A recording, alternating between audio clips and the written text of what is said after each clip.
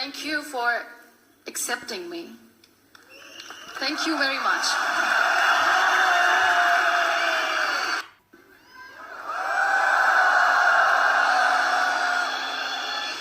Whoa, I'm running short of words right now, but I cannot afford this because I have to speak.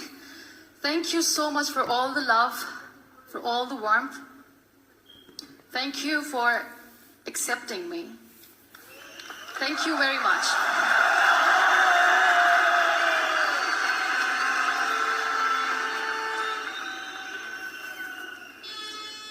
Well, I always start my talk with a disclaimer.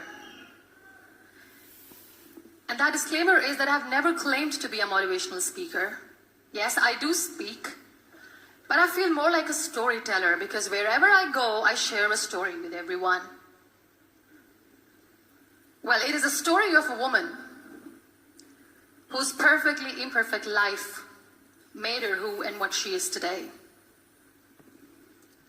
It's the story of a woman who, in pursuit of her dreams and aspirations, made other people realize that if you think that your life is hard and you're giving up on that because you think your life is unfair, think again. Because when you think that way, you are being unfair to your own self. It's the story of a woman who made people realize that sometimes problems are not too big. We are too small because we cannot handle them.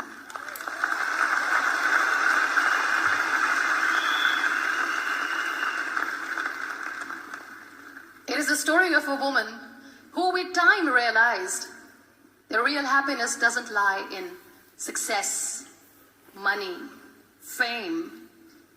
It lies within.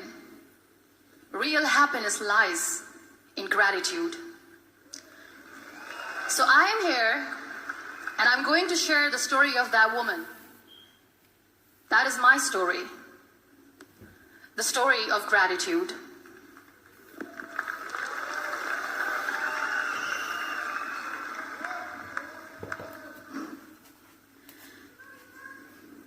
I love you too. I love you all. I believe in the power of words. Many people speak before they think. But I know the value of words. The words can make you, break you, they can heal your soul, they can damage you forever. So I always try to use the positive words in my life wherever I go. They call it adversity, I call it opportunity. They call it weakness, I call it strength.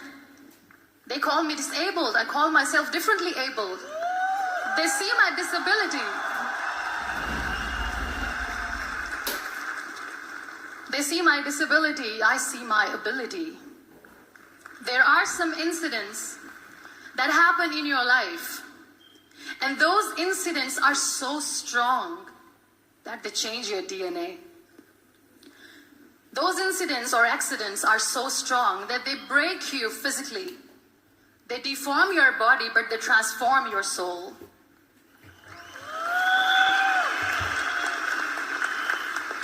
Those incidents break you, deform you, but they mold you into the best version of you. And the same thing happened to me. And I'm going to share what exactly happened to me. I was 18 years old when I got married. And this thing I'm sharing for the very first time on an international level. I was 18 years old when I got married. I belonged to a very conservative family, a Baloch family, where good daughters never say no to their parents. My father wanted me to get married.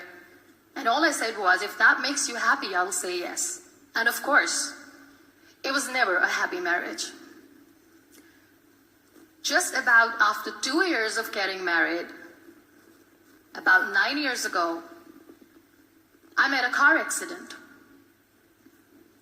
Somehow my husband fell asleep and the car fell in the ditch.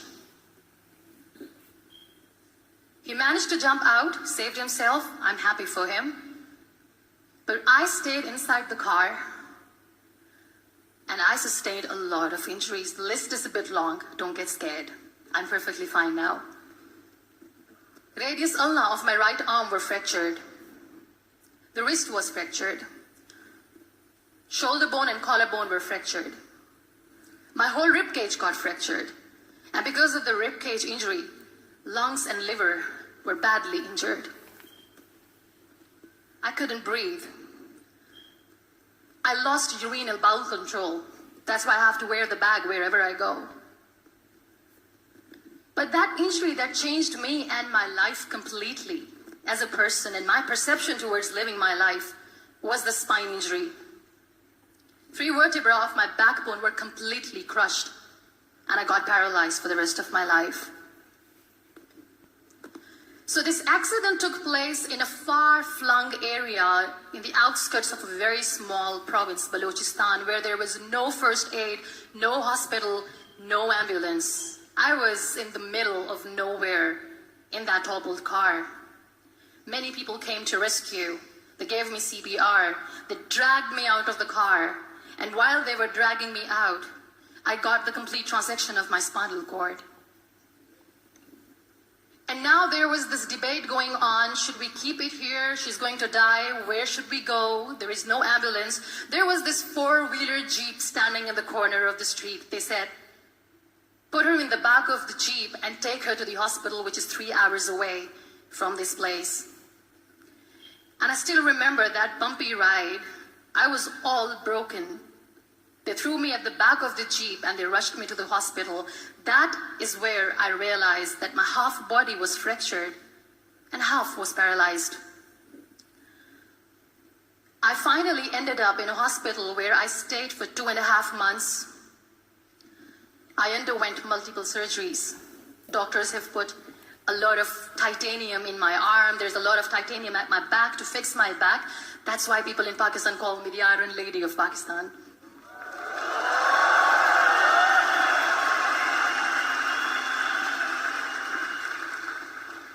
Sometimes I wonder how easy it is for me to describe all this all over again. And somebody has rightly said that when you share your story and it doesn't make you cry, that means you have healed.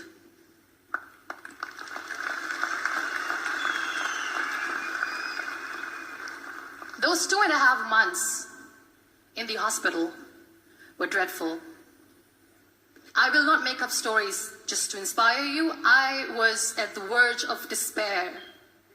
One day, doctor came to me and he said, well, I heard that you wanted to be an artist, but you ended up being a housewife. I have a bad news for you. You won't be able to paint again because your wrist and your arm are so deformed, you won't be able to hold a pen again. And I stayed quiet. Next day, doctor came to me and said, your spine injury is so bad, you won't be able to walk again. I took a deep breath and I said, it's all right. The next day, doctor came to me and said, because of your spine injury and the fixation that you have in your back, you won't be able to give birth to a child again. That day, I was devastated. I still remember, I asked my mother, why me? And that is where I started to question my existence. Why am I even alive? What's the point of living? I cannot walk, I cannot paint, fine, I cannot be a mother. And we have this thing in our heads, being women, that we are incomplete without having children. I am going to be an incomplete woman for the rest of my life. What's the point? People are scared. They think I will get divorced. What is going to happen to me? Why me? Why am I alive? We all try to chase this tunnel. We all do this because we see light in the end of the tunnel, which keeps us going. My dear friends, in my situation, there was a tunnel that I had to roll on, but there was no light. And that is where I realized that the words have the power to heal the soul. My mother said to me, this too shall pass. God has a greater plan for you. I don't know what it is, but He surely has.